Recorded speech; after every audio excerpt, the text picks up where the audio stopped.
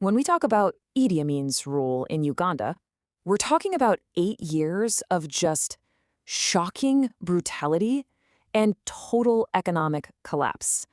It's a crazy story, really, that shows how one man's ambition can completely reshape a country, leaving scars that honestly are still there today. So let's get into it and explore how this all went down. And really, at the heart of this whole thing is a question that's so much bigger than just Uganda. How does one soldier's ambition end up reshaping an entire nation? I mean, seriously, think about it. Amin's story is just such a powerful and kind of terrifying case study in how authoritarianism works. All right, so here's how we're going to break this down. First, we'll look at his ambition as a soldier. Then, the military coup in 71. After that, we're going to dive deep into what life was really like under his rule. Then we'll see how the whole regime crumbled.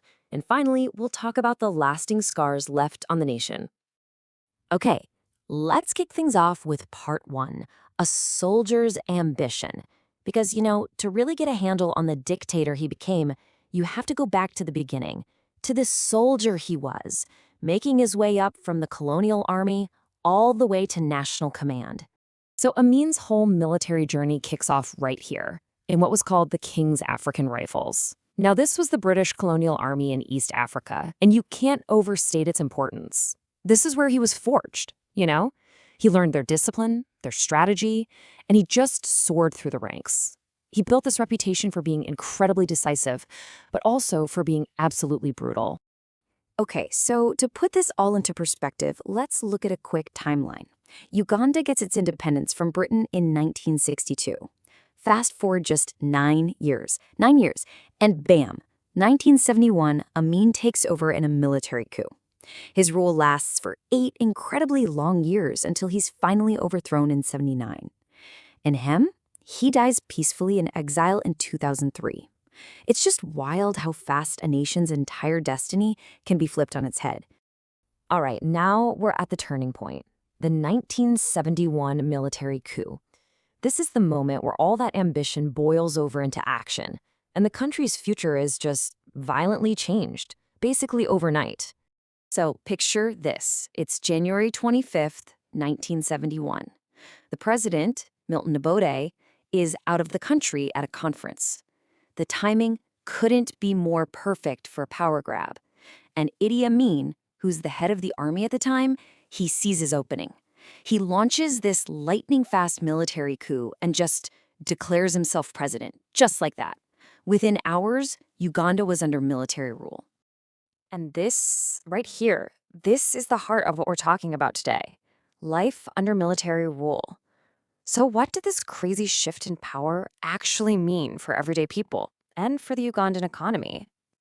Man, this slide really gets to the devastating human cost. Life changed, instantly. Political opposition? Banned. Civil liberties? Gone. If you dared to question the regime, if you were an intellectual, a judge, a religious leader, anyone, you could just disappear. And it got worse. Entire ethnic groups, like the Acholi and Langi, who were seen as loyal to the old president, were systematically hunted down and purged. Fear wasn't just a side effect of his rule. No, it was the main tool he used to keep everyone in line. And while all this political terror was happening, the economy was being absolutely dismantled. It was a mirror image of the repression. You had corruption just explode, with military officers getting rich. Forget economic planning. That was replaced with whatever impulsive, random decree Amin came up with that day. His decisions were all about one thing, cementing his own power. And a big way he did that was by simply seizing businesses and property. Which brings us to maybe the most infamous example of all. So in 1972, Amin makes this absolutely catastrophic decision. He orders the expulsion of tens of thousands of Asian Ugandans.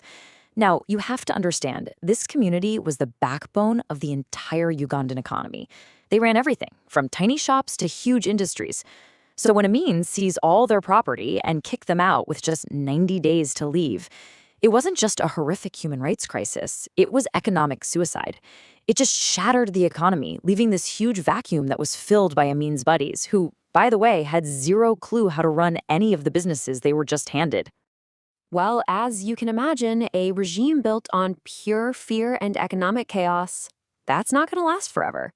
So now let's look at how the whole thing started to crumble, both from the inside and the outside. So the unraveling starts on two fronts.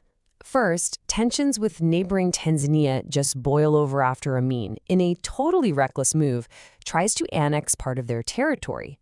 That was a huge mistake.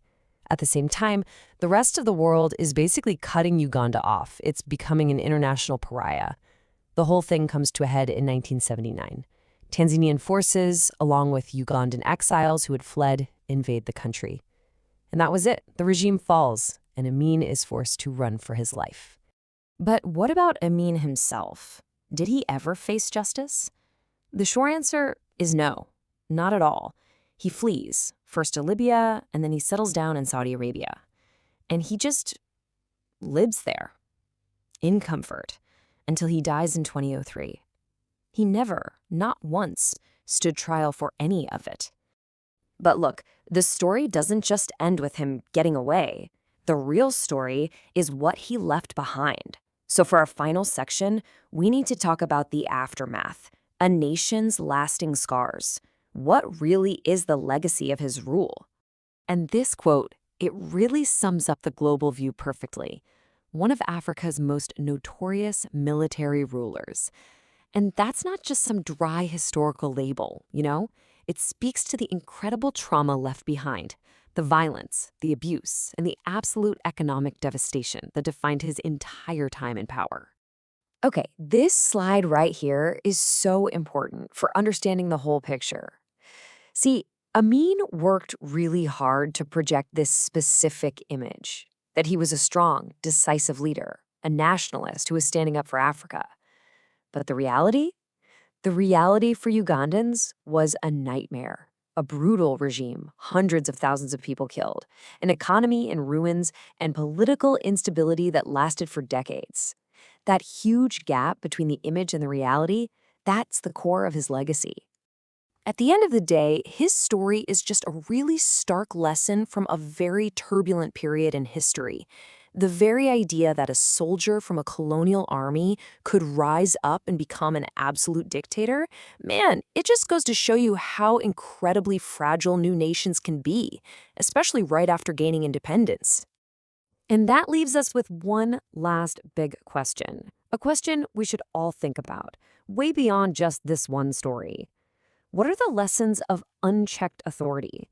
What happens when one person gets too much power? It's a question that's just as important and just as urgent today as it was back then.